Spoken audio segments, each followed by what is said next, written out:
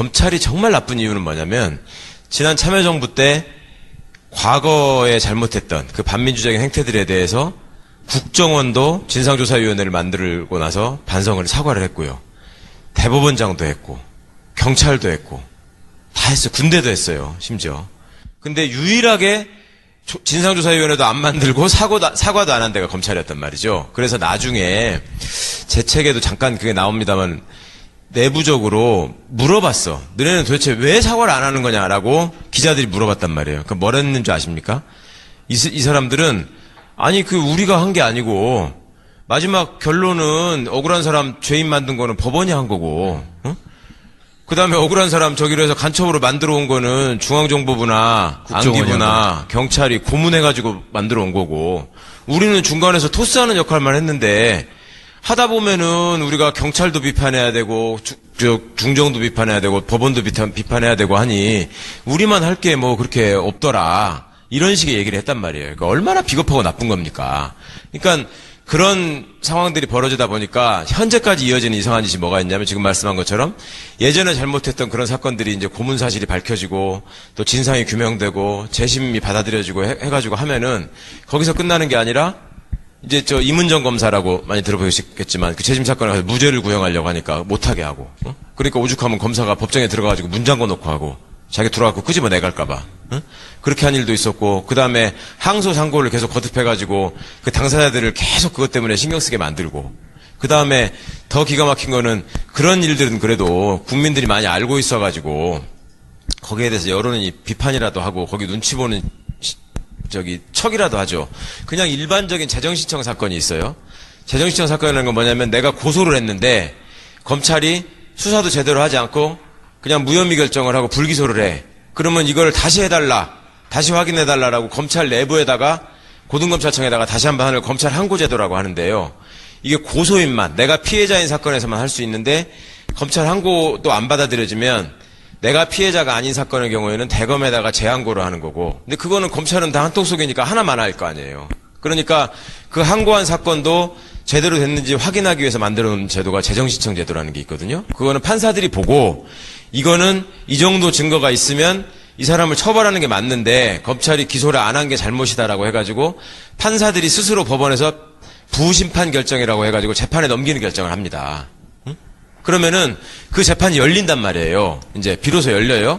그러면 그 재판이 열렸을 때 이게 재정신청으로 받아들여져서 단죄된 대표적인 사건이 권인숙 성고문 사건인데 예전에 그때는 이 재판에 들어와 가지고 공소유지를 하는 그러니까 증거를 제시하고 뭐 유죄가 될 수 있도록 이렇게 계속 재판에서 판사를 설득하고 이런 일을 하는 사람이 공소유지 담당 변호사라고 변호사 중에 지정을 하게 돼 있었어요. 예전에는. 그런데 참여정부 사법개혁 이후에 그거를 법사위를 거치면서 당시에 한나라당에 가 있던 검찰 출신 국회의원들 이런 사람들하고 검찰하고 짝짝꿍을 해가지고 그거를 검사가 그냥 하는 걸로 바꿨어. 그걸 만들면서 재정신청 대상 범죄를 확대한다고 하면서 공소유지는 검사가 한다 이렇게 해놓으니까요. 지금 얘기한 것처럼 멀쩡하게 잘못하고 다 확인되고 진범이 나온 사건 경우에도 심지어는 끝까지 그걸 안 하겠다고 그러고 이러던 사람들이 그런 사건에 가서는 검찰이 한번 무혐의를 한 거를 법원이 뒤집어가지고 재판에 회부한 거잖아요. 그러면 법정에서 열리면 검사가 구형하라고 그러면 일어나서 무죄를 구형합니다. 피고인에게 무죄를 선고해 주시기 바랍니다. 이래요.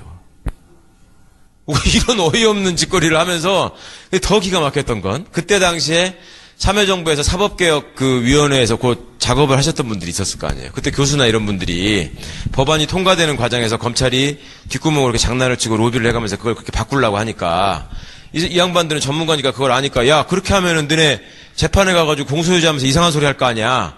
그러니까 얘들이 뭐라 그랬냐면 그래도 저희가 검사인데 검사가 법을 하는 사람들이 법원에서 이거는 죄가 있다고 해가지고 하면은 저희가 그걸 유죄로 만들기 위해서 최선을 다하지 우리가 어떻게 그거를 죄가 없다고 하겠습니까? 검사를 그렇게 못 믿으시고 불신을 하니까 우리도 억울한 점이 있는 거 아닙니까? 라고 얘기를 하면서 그 법안을 끝끝내 관철시켰던 집단이에요, 이게. 근데 그러고 나서 계속 번번이 지금 무죄 구형을 하고 있거든.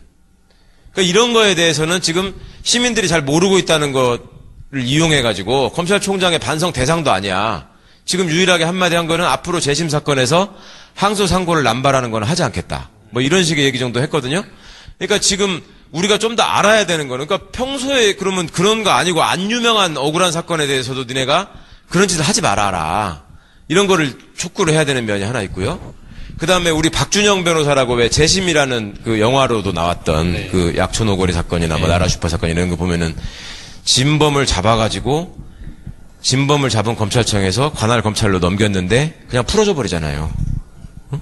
그리고 진범이 나타나가지고 내가 정말 이분들한테 너무 죄송해가지고 뭐 자책이 너무 심하다 그래가지고 자살한 분도 있었고 심지어 자기가 자발적으로 찾아가서 얘기한 사람도 있었는데 그거를 수사를 안 해요. 어? 그러니까 이 사람들은 진실에 관심이 있는 게 아니라 어떻게 하면 이 조직을 보호하고 유지하느냐에만 관심이 있었던 거예요. 그러다가 지금 이 꼴이 난 거거든요. 그런데 그 와중에 사람들이 모르고 다 넘어갈 줄 알았는데 무슨 EJ 같은 막 이상한 팟캐스트가 골방에서 시작이 되더니 이거를 막 까발리기 시작한 거야. 인혁당 사건 같은 경우에도 사실은 그 팟캐스트 들어보신 분들 아실지 모르겠지만 그 정치적인 음모가 있거든요. 인혁당 사건의 주요 피해자들이 다 TK에 있었어요. 그러니까 과거에 박정희라는 사람이 좌익 활동 경력을 가지고 쿠데타를 해서 정권을 잡은 다음에 그때 당시에 윤보선, 그러니까 이공화국 대통령으로 형식적으로 있다가 쿠데타로 쫓겨난 윤보선 대통령하고 박정희 씨가 대통령 선거에서 붙었을 때 그때 윤보선의 선거 전략이 유일하게 박정희는 빨갱이다였거든.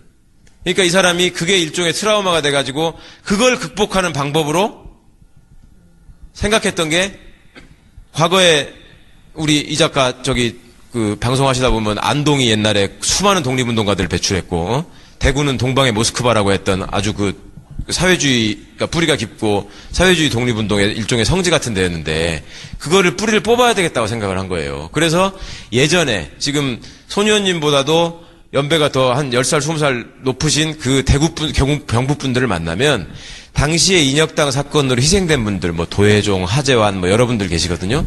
그분들 이름을 기억을 해요, 전부 다. 그래서 그걸 어떻게 기억하냐고 내가 물어봤어. 우리 뭐 친구 아버지 이런 분들인데 물어봤더니 당시에 그 지역에서 정말로 천재라고 유명했던 사람들이래. 이 사람들이 이 지역의 인재가 될 것이다. 라고 그때만 해도 사람들이 이렇게 많지 않기 때문에 소문이 나잖아요. 그렇게 해서 다 유명했던 사람들을 그때 다 쓸어버린 거예요, 말하자면. 자기 권력 기반을 확고하게 하기 위해서. 이거 얼마나 나쁜 놈입니까? 근데 그거를 그 하수인이 돼가지고 합법화해주고 법적으로 정당성을 부여해준 거잖아요. 그렇게 해놓고 나서 재심이 이루어지고 뭘 해가지고 뒤집어지는 과정에서도 전혀 사과하지 않고 그 일을 저지른 사람의 딸은 뭐 판결이 2개 있는데 뭐 내가 뭐 사과할 게 뭐 있냐 이런 소리나 하고 그러니까 국민들이 여기에 대해서 관심을 집중하지 않고 잘 모른다는 걸 이용해가지고 이 사람들은 그렇게 나쁜 짓을 해왔다라는 걸 기억해 주셔야죠. 이제 다 들으셨나 봐요. 거의 들었죠. 정치 알바도 맨날 듣는다 그러시더니. 아니 사실 저희가 그 검찰이 잘못된 사건 이렇게 이야기를 하면 뭐 인혁당 사건이나 아니면 약촌 오거리 사건, 그러니까 소위 말해서 재심으로 잘못되었다라고 법원의 판결을 받은 사건들을 이야기를 하는데 실제 가깝게도 그러니까 아주 오래전 먼 예전에 있었던 어떤 그런 사건이 아니라 아주 가깝게도 그런 사건들이 있었습니다. 바로 2013년도에 그 서울시 간첩 공무원 사건 다 기억하시죠? 예. 사실 이 간첩 공무원 그 사건, 뭐 간첩 공무원이 아니었죠. 유성 씨라고 하시는 이분이 서울시의 그냥 계약직 그 복지를 담당하는 공무원인데 탈북해서 한국에 들어와서 굉장히 성실하게 활동을 하셨어요. 그러니까 본인도 탈북자지만 본인보다 더 어려운 사람들을 돕고 그게 뭐 탈북자인지 탈북자 아닌지 상관없이 우리나라에 와서 마치 우리나라 사람들도 하지 못하는 그런 일을 하면서 정말 적극적으로 열심히 사시는 청년이었는데 이분이 가끔 중국에 나가시는 일이 있었어요. 근데 그 가끔 나갈 이유가 본인만 지금 한국에 들어와 있었던 거고 본인의 가족들은 또 뭐 중국에 동생은 중국에 있었고 또 어머니는 또 북한에 남겨져 있었던 상황이기 때문에 사실상 이렇게 한 번씩 중국에 나갔다 올 수밖에 없는 상황이었어요. 그러면 오빠가 한국에 들어와 있으면 당연히 할 수 있는 게 뭘까요? 중국에 있는 동생을 데려오려고 하는 것밖에 없는 거잖아요. 그래서 틈틈이 정말 안 쓰고 돈도 안 쓰고 해가지고 어떻게든 중국에 있는 동생을 데려오려고 해서 한국에 데려왔어요. 데려오자마자 그 당시에 우리 국정원에서 한 게 바로 간첩을 만들어낸 거였어요. 사실 그 당시에 유우성 씨가 간첩 활동을 했다라는 증거가 전혀 없었는데 기소가 됐거든요. 그 기소의 결정적인 증거가 바로 이 동생이 제주도로 들어와서 합동신문센터에 들어와서 했던 진술인 거예요. 그래서 이제 제가 그때 당시에 이제 그 유가려 씨를 접견을 하러 갔었는데, 합동신문태자를 실제 찾아갔었는데, 이게 내비에도 안 나오고 해서 어렵게 찾아갔는데, 접견을 안 시켜주는 거예요. 그러니까, 누구라도 변호인의 조력을 받을 권리가 있는데, 안 만나게 해주는 거예요. 아니, 왜 안 만나게 해주냐? 아니, 여동생이 뭔가 진술을 했다라고 하고, 그것이 결정적으로 이 유우성 씨를 기소하는 내용이 됐다라고 한다면, 우리가 만나야 되는 거 아니냐. 그 사람이 유가려 씨 같은 경우는 전혀 뭐 범죄자도 아니고 간첩도 아닌데 왜 안 됐느냐? 라고 하는데 절대 허용을 안 하는 거예요. 결국에 이제 나중에 그 접견 불허에 대한 그 손해배상 청구를 저희 변호인들이 소송을 해서 승소를 했는데, 그 당시에 검찰의 일관된 입장은 이 유가려 씨의 진술이 있다라는 거였고, 그 다음에 국정원에서 그 당시에 출입국 기록, 그러니까 유우성 씨가 북한에 들어갔다라 나왔다라는 약간 그것을 정황적으로 입증할 수 있는 출입국 기록을 조작한 그것이었죠. 그래서 이것에 대한 것도 사실상 공판 과정에서 문제가 제기되었다라고 한다면, 그러니까 이 유우성 씨를 유죄 입증하는데 매우 핵심적인 유가려 씨의 진술이 사실상 국정원에 의한 강압에 의한 진술이었기 때문에 다 허위다라는 게 밝혀졌어요.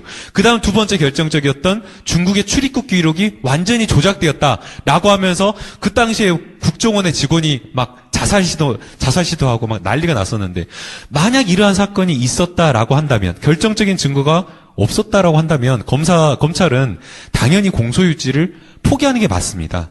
그런데도 불구하고 검찰은 공소를 끝까지 유지를 해요. 그게 불과 3, 4년 전에 2013년, 14년도에 있었던 사건입니다. 이런 식의 얘기를 했단 말이에요. 그러니까 얼마나 비겁하고 나쁜 겁니까? 그러니까 그런 상황들이 벌어지다 보니까 현재까지 이어지는 이상한 짓이 뭐가 있냐면, 지금 말씀한 것처럼 예전에 잘못했던 그런 사건들이 이제 고문 사실이 밝혀지고 또 진상이 규명되고 재심이 받아들여지고 해가지고 하면은 거기서 끝나는 게 아니라, 이제 저 이문정 검사라고 많이 들어보셨겠지만 그 재심 사건에 가서 무죄를 구형하려고 하니까 못하게 하고, 그러니까 오죽하면 검사가 법정에 들어가가지고 문 잠궈 놓고 하고 자기 들어가고 끄집어 내갈까봐, 그렇게 한 일도 있었고, 그 다음에 항소 상고를 계속 거듭해가지고 그 당사자들을 계속 그것 때문에 신경 쓰게 만들고, 그 다음에 더 기가 막힌 거는 그런 일들은 그래도 국민들이 많이 알고 있어가지고 거기에 대해서 여론이 비판이라도 하고 거기 눈치 보는 척이라도 하죠. 그냥 일반적인 재정신청 사건이 있어요. 재정신청 사건이라는 건 뭐냐면, 내가 고소를 했는데 검찰이 수사도 제대로 하지 않고 그냥 무혐의 결정을 하고 불기소를 해. 그러면 이걸 다시 해달라, 다시 확인해달라라고 검찰 내부에다가, 고등검찰청에다가 다시 한번 하는 검찰 항고제도라고 하는데요.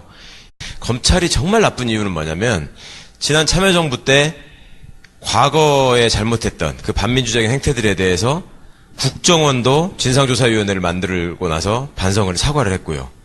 대법원장도 했고 경찰도 했고 다 했어요. 군대도 했어요, 심지어. 근데 유일하게 진상조사위원회도 안 만들고 사과도 안 한 데가 검찰이었단 말이죠. 그래서 나중에 제 책에도 잠깐 그게 나옵니다만, 내부적으로 물어봤어. 너네는 도대체 왜 사과를 안 하는 거냐라고 기자들이 물어봤단 말이에요. 그럼 뭐라 했는 줄 아십니까?